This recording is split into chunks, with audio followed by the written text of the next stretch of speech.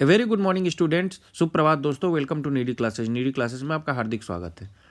तो अभी हम लोग लूसेंट सीरीज कर रहे हैं। नीडी क्लासेज चैनल का जो अभी क्रैश कोर्स सीरीज चल रहा है 67 बीपीएससी का, तो उसका अभी हम लोग लूसेंट सीरीज कर रहे हैं। लूसेंट सीरीज में हमने हिस्ट्री कंप्लीट करा दिया है, बायोलॉजी कंप्लीट करा दिया है, अभी हमारा केमिस्ट्री चल रहा है। केमिस्ट्री में आज हम लोग परमाणु संरचना से स्टार्ट करेंगे। तो आइए शुरू करते हैं। अब परमाणु किसको कहते हैं? परमाणु तत्व का, एलिमेंट का वह छोटा से छोटा कण है जो किसी भी रासायनिक अभिक्रिया में भाग ले सकता है। कोई भी केमिकल रिएक्शन में भाग ले सकता है, परंतु स्वतंत्र अवस्था में नहीं रह सकता। अब जैसे देखिए, हाइड्रोजन एलिमेंट है तो एलिमेंट H2 के फॉर्म में रहता है, ये एक हाइड्रोजन मॉलिक्यूल के फॉर्म में रहता है। लेकिन अगर हम लोग इसमें चाहें कि ये H के फॉर्म में रहे, जो कि एक एटम है हाइड्रोजन का, दो हाइड्रोजन एटम H मिलकर एक मॉलिक्यूल H2 बना लेता है, तो ये हाइड्रोजन एटम के फॉर्म में, स्वतंत्र फॉर्म में नहीं रहेगा। ये तुरंत एक दूसरे हाइड्रोजन एटम से रिएक्ट करके एक मॉलिक्यूल H2 बना लेगा। तो इसका मतलब है कि वह छोटा ऐसा कण है जो स्वतंत्र अवस्था में नहीं रहता है। अब अणु क्या है? तत्व तथा यौगिक का वह छोटा से छोटा कण जो स्वतंत्र अवस्था में रह सकता है। अब H2 जो है, जिसको बोलते हैं one molecule of hydrogen molecule, ठीक है, वन मॉलिक्यूल ऑफ हाइड्रोजन बोलिए या हाइड्रोजन मॉलिक्यूल बोलिए, या आप लोग हाइड्रोजन एलिमेंट का एक मॉलिक्यूल बोलिए, तो ये क्या है? स्वतंत्र अवस्था में है। लेकिन जो आपका परमाणु है वो स्वतंत्र अवस्था में नहीं रह सकता है। अब हम लोग परमाणु भार देखेंगे। किसी तत्व का परमाणु भार वह संख्या है जो यह प्रदर्शित करता है कि तत्व का एक परमाणु कार्बन 12 के परमाणु के 1/12 भाग द्रव्यमान अथवा हाइड्रोजन के 1.008 भाग द्रव्यमान से कितना गुना भारी है। अब देखिए, हाइड्रोजन जो है, ठीक है, तो हाइड्रोजन में आप लोग देखेंगे तो हाइड्रोजन के 1.008 भाग द्रव्यमान से कितना भारी है। अगर कोई भी एटम है, किसी भी एलिमेंट का एटम है, जैसे अगर हम लोग देखें, या कार्बन 12 के एक एटम का जो मान लीजिए कुछ द्रव्यमान हो, अगर x द्रव्यमान हो मान लीजिए, तो उसको 12 से भाग दे दीजिए, माने 12वें भाग का जो मास आएगा। कार्बन 12 का एक एटम उठाइए और उस एटम का वजन कीजिए, और उसका जो वजन है उसके 12वें भाग का जो वजन आए, मान लीजिए उसका 12वें भाग का वजन y आ गया, तो उससे उसका कितना गुना है किसी भी एलिमेंट का, वह बताएगा उसका एटॉमिक वेट क्या है। जैसे देखिए, ऑक्सीजन है, तो ऑक्सीजन का एटॉमिक वेट हम लोग क्या कहते हैं? एक एटम का वेट 16। इसका मतलब ये है कि अगर आप लोग ऑक्सीजन का एक एटम उठाते हैं तो उसका वजन कार्बन 12 जो है C12, उसके एटम के, ठीक है, उसके एटम का वजन कर लिया, उसका 12वां गुना जो वजन आया उसके 16 गुना वजन है ऑक्सीजन का, इसलिए उसका एटम क्या है? उसका एटॉमिक वेट है 16।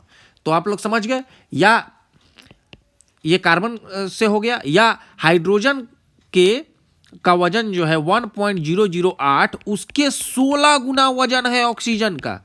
या तो हाइड्रोजन का वजन जो 1.008 के 16 गुना है, या कार्बन 12 का जो वजन है उसके 12वें भाग, 1/12 भाग का जो वजन आता है उससे 16 गुना है ये ऑक्सीजन का। तो इसका मतलब किसी भी एलिमेंट का एक एटम का वजन जो है वह कितना गुना है कार्बन 12 के एक एटम के 12वें भाग के वजन से, वह उसका एटॉमिक वेट कहलाता है। आप लोग समझ गए होंगे अच्छे से। अब वैसे ही हम लोग मॉलिक्यूलर वेट देखेंगे। क्या होता है मॉलिक्यूलर वेट? जिसको अणुभार कहते हैं। तो किसी पदार्थ का अणुभार वह संख्या है जो यह प्रदर्शित करती है कि, क्या प्रदर्शित करती है? कि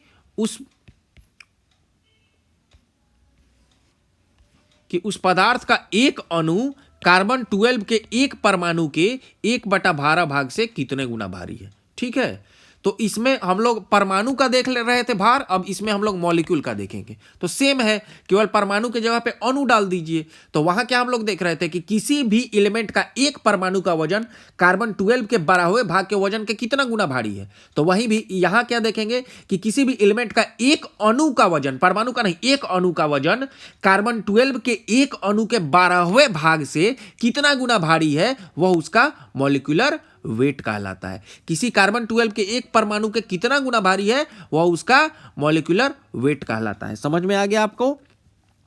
अब जैसे ऑक्सीजन का मॉलिक्यूलर वेट देखें तो 32 आता है। इसका मतलब है कि ऑक्सीजन जिसको O2 बोलेंगे, तो O2 का जो वजन आएगा, अगर आप O2 एक मॉलिक्यूल का वजन करेंगे तो कार्बन 12 एटम जो है उसके 12वें भाग, कार्बन 12 एटम, देखिए यहां परमाणु है, यहां अणु है, तो कार्बन 12 का आप एक एटम उठाइए, परमाणु उठाइए, उसका 12वां भाग लीजिए, और उसका 12वां भाग का अगर आप कार्बन 12 का वजन किए, उसका 12वां भाग लिए, उसके 12वां भाग का 32 गुना क्या है, एक अणु ऑक्सीजन का वजन होता है। समझ में आया?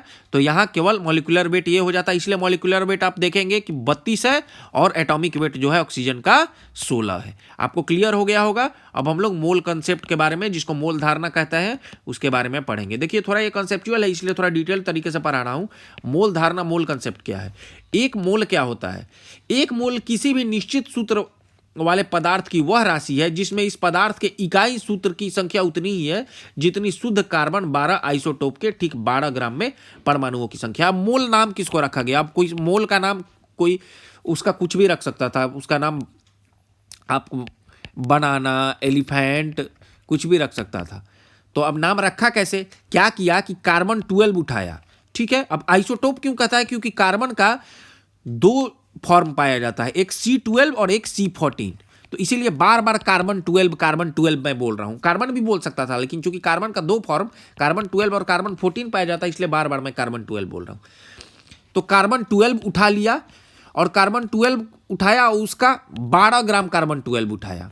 अब जब 12 ग्राम कार्बन 12 उठाया तो उसमें जितने मॉलिक्यूल की संख्या है, ठीक है, उसमें मॉलिक्यूल की संख्या कितना देखा? उसमें मॉलिक्यूल की संख्या देखा कि 6.023 इंटू 10⁻23 इतने मॉलिक्यूल्स हैं। तो इतने मॉलिक्यूल्स थे, तो इसको मान लिया एक मोल, ठीक है, इसको एक मोल। अब कोई इसको एक मोल की जगह पे एक बनाना कहे, ठीक है, वन एलिफेंट कहे, नाम दे दिया मोल। मतलब क्या कि एक निश्चित संख्या को एक मोल नाम दे दिया, ठीक है। तो वही कह रहा है कि जितनी शुद्ध कार्बन 12 आइसोटोप के ठीक 12 ग्राम में परमाणुओं की संख्या है, ठीक है, एटम्स है, ये वो 12 ग्राम बराबर 6.023 इंटू 10⁻23 एटम्स है, मॉलिक्यूल्स नहीं एटम्स है। तो वो कहलाता है क्या? एक मोल। समझ में आ गया आपका? तो मोल क्या है? कि यूनिट है। मोल का मान क्या है? इतना 6.022, कहीं 6.023 भी लिखेगा, दोनों बराबर है, आप लोग कंफ्यूज मत होइएगा, इंटू 10⁻23। अब कार्बन के 12 ग्राम या एक मोल में, अब या तो कोई 12 ग्राम कहे, या कोई एक मोल कह दे, या कोई 6.022 10⁻23 परमाणु कह दे, तीनों बराबर है। क्योंकि कार्बन 12 जो उठाया है उसका 12 ग्राम में कितना एटम है? 6.022 इंटू 10⁻23, और वो कितना है? एक मोल के बराबर है। कोई एक मोल कहे, एक बनाना कहे, एक एलिफेंट कहे, लेकिन नाम क्या रखा है? एक मोल, ठीक है। तो मोल से आपको कंफ्यूज नहीं होना है। कार्बन 12 उठा लिया, उसका 12 ग्राम वजन किया, देखा कि इसमें कितना एटम है, तो देखा कि 6.022 इंटू 10⁻23। अब हर जगह 6.022 इंटू 10⁻23 कहना मुश्किल है, तो इसको एक मोल कहना शुरू कर दिया। अगर इससे दुगना 6.022 इंटू 10⁻23 से दुगना अगर कहीं एटम है तो उसको 2 मोल कहेगा, तिगुना है तो 3 मोल कहेगा। और इसी को एक संख्या कह के बुलाने लगा, जिसको अवोगाड्रो संख्या कहते हैं या अवोगाड्रो नंबर कहते हैं। आप समझ गए? तो केमिस्ट्री जो है वो थोड़ा इंटरेस्टिंग भी है और समझने वाला चीज भी है। रटना इसमें बहुत ज्यादा नहीं है, थोड़ा रटना भी है, समझना भी है, सब मिला के चलना है। अब मोल संख्या एवं द्रव्यमान दोनों का प्रतीक है। तो मोल क्या है? मोल मास का भी प्रतीक है और संख्या का भी प्रतीक है। कैसे? अब 12 ग्राम, अब मान लीजिए कोई कहे 12 ग्राम कार्बन है, ठीक है। अब कोई मान लीजिए कहे 60 ग्राम कार्बन हम लिए हैं, तो कितना मोल है? तो 5 मोल है। 60 ग्राम में भाग दे दिए 12 ग्राम से, और 5 मोल निकल गया आपका, ठीक है। कोई कहे कि मेरे पास कार्बन का जो है 6.022 इंटू 5 इंटू 10⁻23 एटम्स है, तो कितना मोल है? 5 मोल है। क्यों? क्योंकि इतना जो 6.022 इंटू 10⁻23 एटम्स था उसके 5 गुना है। समझ रहा है? तो ये द्रव्यमान का भी प्रतीक है, समझ रहे हैं ना आप लोग, और संख्या का भी प्रतीक है। सन 1967 में मोल को इकाई के रूप में स्वीकार किया गया था। 20वीं शताब्दी में आधुनिक खोजों के परिणाम स्वरूप जे थॉमसन, रदरफोर्ड, चैडविक आदि वैज्ञानिकों ने यह सिद्ध कर दिया कि परमाणु जो है विभाज्य है। अब पहले क्या खोजा गया था? कि परमाणु अविभाज्य है, मतलब परमाणु जो है इंडिविजुअल पार्टिकल्स है, सबसे स्मॉलेस्ट पार्टिकल्स है। इसको फिर से और छोटे पार्ट कण में नहीं तोड़ा जा सकता है। लेकिन कुछ ऐसे वैज्ञानिक आए 20वीं शताब्दी में, थॉमसन साहब, रदरफोर्ड साहब, चैडविक साहब, इन्होंने बता दिया कि नहीं, परमाणु जो है वह विभाज्य है, वो डिविजिबल है, इंडिविजिबल अब नहीं है, और इनको 3 मूल कणों में तोड़ा जा सकता है। ये 3 कणों से मिलकर बने हैं, उनको इलेक्ट्रॉन, प्रोटॉन और न्यूट्रॉन का इन्होंने नाम दे दिया। अब हम लोग प्रमुख मूल कणों के अभिलक्षण देखेंगे। तो इलेक्ट्रॉन है, प्रोटॉन है, न्यूट्रॉन है, क्या है? तो अब इनका सबका, इनकी खोजकर्ता के बारे में देखेंगे। तो इलेक्ट्रॉन को जे थॉमसन ने खोजा, प्रोटॉन को गोल्डस्टीन ने खोजा, न्यूट्रॉन को चैडविक ने खोजा 1932 में। वेरी वेरी इंपॉर्टेंट, ये हमेशा प्रश्न पूछता है कि किसको किसने खोजा है। ठीक है, अब अगर आप लोग मास देखेंगे तो ग्राम में अब हम लोग मास देख लेते हैं। तो ग्राम में मास आप लोग देखेंगे, प्रोटॉन और न्यूट्रॉन का मास अगर देखेंगे तो सबसे ज्यादा भारी जो है वो क्या होता है? न्यूट्रॉन। देखिए 1.6749 इंटू 10⁻⁻24 ग्राम है, लगभग इतना ही मास, लेकिन इससे थोड़ा सा कम प्रोटॉन का मास है। कितना है? 1.6726 इंटू 10⁻⁻24 ग्राम। तो यहां देखिए 1.67 तक तो समान है, यहां 26 है, यहां 49 है, न्यूट्रॉन में 49 है और प्रोटॉन में 26 है। इलेक्ट्रॉन का अगर आप मास देखेंगे तो ये सबसे कम मास है 9.1095 इंटू 10⁻⁻28 ग्राम। इसमें क्या है? -28 और सब में -24 है। तो ये सबसे कम वजनी इलेक्ट्रॉन है। अगर हम लोग देखें तो कहा जाता है कि इलेक्ट्रॉन का वजन प्रोटॉन के वजन से कितना कम है? तो 1800 गुना कम है, 1800 गुना कम है। अब इलेक्ट्रॉन जो है वो, उसको देखा गया तो वो निगेटिवली चार्ज होता है। क्या होता है? Negatively charge. प्रोटॉन जो है वो पॉजिटिवली चार्ज होता है और न्यूट्रॉन के पास कोई चार्ज नहीं होता है। तो इलेक्ट्रॉन को इसीलिए का आवेश अगर देखेंगे या चार्ज तो -1 से दिखाते हैं, प्रोटॉन को +1 से दिखाते हैं और न्यूट्रॉन को 0 से दिखाते हैं। समझ में आ गया? अब इसको लिखने का तरीका है, इलेक्ट्रॉन को ई से लिखेंगे, ठीक है, यहां -1 लिख देंगे, ठीक है। प्रोटॉन को हम लोग 1 से दिखाएंगे यहां, और न्यूट्रॉन को हम लोग क्या दिखाएंगे? नो चार्ज, कोई चार्ज नहीं है, 0। प्रोटॉन को 1 चार्ज है, इलेक्ट्रॉन को -1 चार्ज है। अब यहां मास जो है इलेक्ट्रॉन का इतना कम होता है कि नेग्लिजिबल मास है, 0 मान सकते हैं, तो यहां मास दिखा रहे हैं। प्रोटॉन का मास को हम लोग 1 से दिखाएंगे, 1.6726 को इंटू 10⁻⁻24 को 1 से दिखाएंगे, और न्यूट्रॉन का मास भी लगभग इसके बराबर होता है, तो इसको 1 से दिखा रहे हैं। तो सब यही तरीका है, आप लोग ये समझ में गए होंगे। ये ग्राम में मास है, ये एएमयू एटॉमिक मास यूनिट में मास लिखा है, तो आप लोग इसको याद रख सकते हैं। इसी वही एटॉमिक मास को कह रहे हैं 1.00 जो है यहाँ 1 से दिखा रहा है, यहाँ 1.00 इसको यहाँ 1 से दिखा रहे हैं हम लोग, ध्यान दीजिएगा। और यहाँ चूंकि 0.00 एएमयू में आ जा रहा है तो इसलिए इसको 0 से दिखा रहे हैं।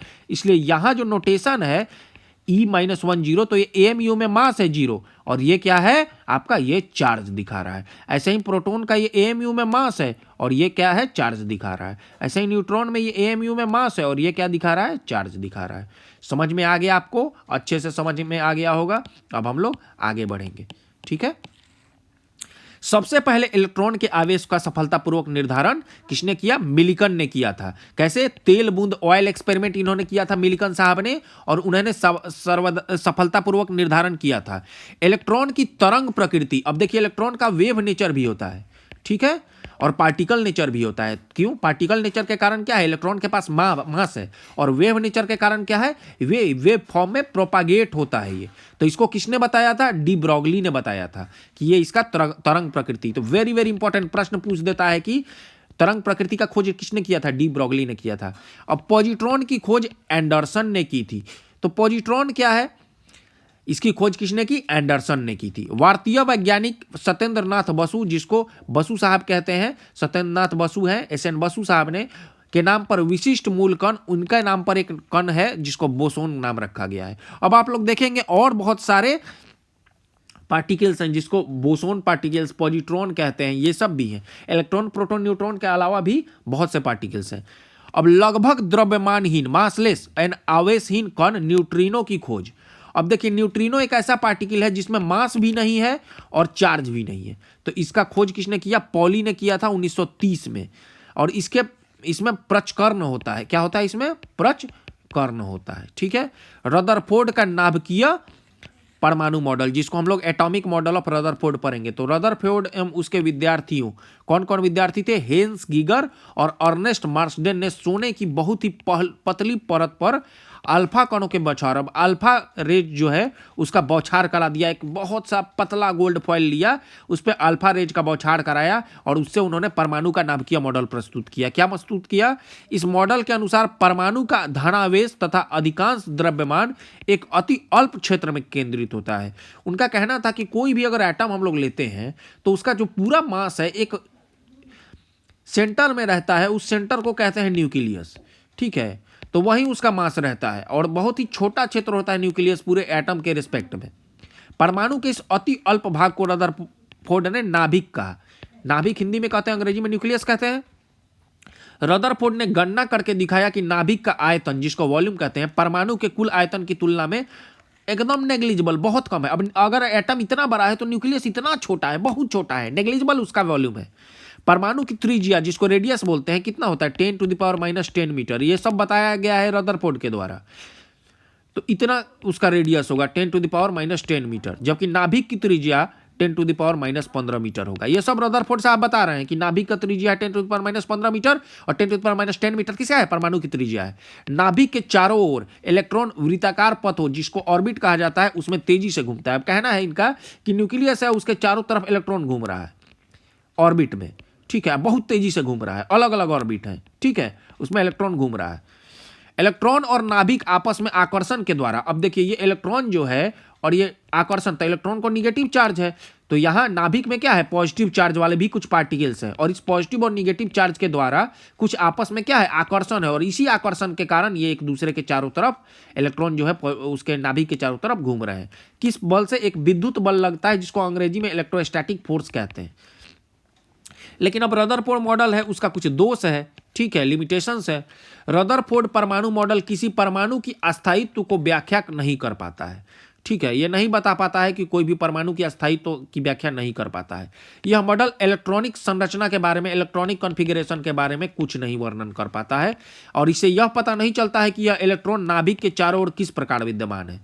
ठीक है, यह पता नहीं चलता है कि इलेक्ट्रॉन जो है, ये तो कह दिया कि ऑर्बिट में है, अब कहाँ किस प्रकार है ये नहीं बता पाता है। और इनकी ऊर्जा क्या है ये भी नहीं बता पाता है। इलेक्ट्रॉनिक कॉन्फ़िगरेशन के बारे में नहीं बता पाता है। परमाणु के अस्थायित्व के बारे में नहीं बता पाता है। परमाणु क्रमांक क्या होता है ये हम लोग देखेंगे, एटॉमिक नंबर। किसी तत्व का मतलब एलिमेंट होता है कि परमाणु के नाभिक में जो उसका परमाणु हो गया, एटम हो गया, उसके एलिमेंट, उसके न्यूक्लियस में कितना प्रोटॉन है, वही उसका एटॉमिक नंबर कहते हैं। तो देखिए अब हम लोग जानते हैं रदरफोर्ड मॉडल से ही कि चूंकि न्यूक्लियस में क्या क्या होता है, न्यूक्लियस में दो चीज रहेगा। देखें, मास है, न्यूक्लियस में द्रव्यमान वही है और यहाँ पॉजिटिव चार्ज है, तो यहाँ क्या रहेगा? पॉजिटिव चार्ज होने के कारण यहाँ रहेगा प्रोटॉन।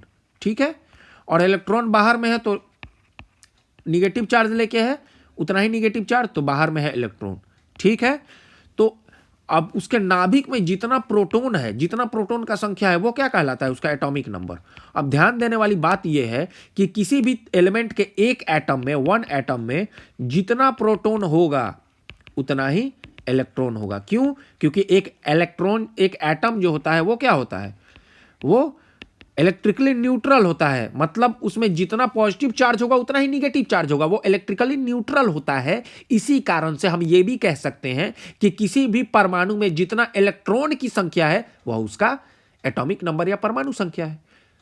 डेफिनेशन यह कहता है कि उसके नाभिक में जितना क्या है, प्रोटॉन है, वो उसका परमाणु संख्या है। लेकिन अगर कोई कहे कि नहीं, जितना उसमें इलेक्ट्रॉन है उस एटम में उतना उसका परमाणु संख्या है, तो वो गलत है क्या? नहीं, बिल्कुल सही है वो भी। तो ये सारे इंपॉर्टेंट है एटॉमिक नंबर। अब जैसे देख लेते हैं, कार्बन है तो कार्बन का एटॉमिक नंबर है 6। इसका मतलब ये हुआ कि कार्बन के एक एटम में अगर आप उठाते हैं तो उसके नाभिक में 6 प्रोटॉन है। कितना है? 6p है। और उस नाभिक के चारों तरफ भी 6 इलेक्ट्रॉन है। क्यों? क्योंकि 6 प्रोटॉन में +6 चार्ज होगा, तो 6 इलेक्ट्रॉन में कितना चार्ज होगा? -6, और +6 -6 मिलकर 0 चार्ज, क्योंकि एटम को इलेक्ट्रिकली न्यूट्रल होना है। तो कोई का अगर आपको पता हो किसी का एटॉमिक नंबर, तो आप उसमें प्रोटॉन की संख्या, इलेक्ट्रॉन की संख्या दोनों बता सकते हैं। ठीक है, अब हम लोग आएंगे द्रव्यमान संख्या, जिसको मास नंबर बोलते हैं। तो किसी परमाणु के नाभिक में उपस्थित प्रोटॉन और न्यूट्रॉन दोनों की संख्या के योग को द्रव्यमान संख्या, मास नंबर कहते हैं। अब उसके नाभिक में क्या क्या होता है? चूंकि नाभिक में मास भी है, तो मास है तो उसमें रहता है प्रोटॉन प्लस न्यूट्रॉन। अब बाहर क्या रहता है? इलेक्ट्रॉन। तो प्रोटॉन की संख्या उसका एटॉमिक नंबर कहलाता है। कोई कहे कि इलेक्ट्रॉन की संख्या उसका एटॉमिक नंबर है, बात बराबर है। अब चूंकि प्रोटॉन नाभिक में है तो नाभिक में प्रोटॉन की संख्या एटॉमिक नंबर, और किसी एटम में इलेक्ट्रॉन की संख्या एटॉमिक नंबर। लेकिन अब मास नंबर क्या है, तो मास नंबर क्या है, नाभिक में जितना प्रोटॉन की संख्या और न्यूट्रॉन की संख्या दोनों मिला दिया जाए तो उसका मास नंबर है। अब कोई कहे कि मास नंबर इलेक्ट्रॉन की संख्या और न्यूट्रॉन नंबर गलत है क्या, वो भी सही है। क्यों? क्योंकि प्रोटॉन और इलेक्ट्रॉन की संख्या बराबर होती है किसी भी एटम में। तो ये आप लोग फॉर्मूला जो मैं ब्रैकेट में डाल रहा हूं उसको नोट कर लीजिएगा, उसको अच्छे से समझ लीजिएगा। अब हम लोग आते हैं यहां, ये जो टेबल दिया हुआ है प्रोटॉन की संख्या प्लस न्यूट्रॉन की संख्या, द्रव्यमान संख्या। अब हम लोग क्वांटम नंबर्स पे आएंगे। तो स्पेक्ट्रम रेखाओं की सूक्ष्म प्रकृति समझाने तथा इलेक्ट्रॉन की ठीक ठीक स्थिति का वर्णन करने हेतु 4 क्वांटम संख्याओं का प्रयोग किया जाता है। अब देखिए, पहला जो रदरफोर्ड का मॉडल आया वो बताया कि क्या भाई, आपके नाभिक के चारों तरफ निश्चित पाथ में इलेक्ट्रॉन जो है वो मूव करता है। उस पाथ को ऑर्बिट या पाथ कहा गया। लेकिन कुछ ऐसे मॉडल हैं जो कि बताए कि नहीं, इलेक्ट्रॉन जो है वो ऐसे पॉइंट के फॉर्म में या एक जगह लोकलाइज नहीं रहते हैं। इलेक्ट्रॉन कैसे रहते हैं, नाभिक के चारों तरफ एक बादल के फॉर्म में, एक जगह कहीं हो गया बहुत ज़्यादा रहेगा, फिर यहाँ गायब है, फिर यहाँ बहुत ज़्यादा है। तो एक इलेक्ट्रॉन का डेंसिटी के फॉर्म में रहेंगे, घनत्व के फॉर्म में रहेंगे, ना कि एक पार्टिकल के फॉर्म में रहेंगे। क्योंकि इलेक्ट्रॉन का वेव नेचर भी है तो वो डेंसिटी के फॉर्म में रहेंगे। अब वो डेंसिटी जो है इलेक्ट्रॉन का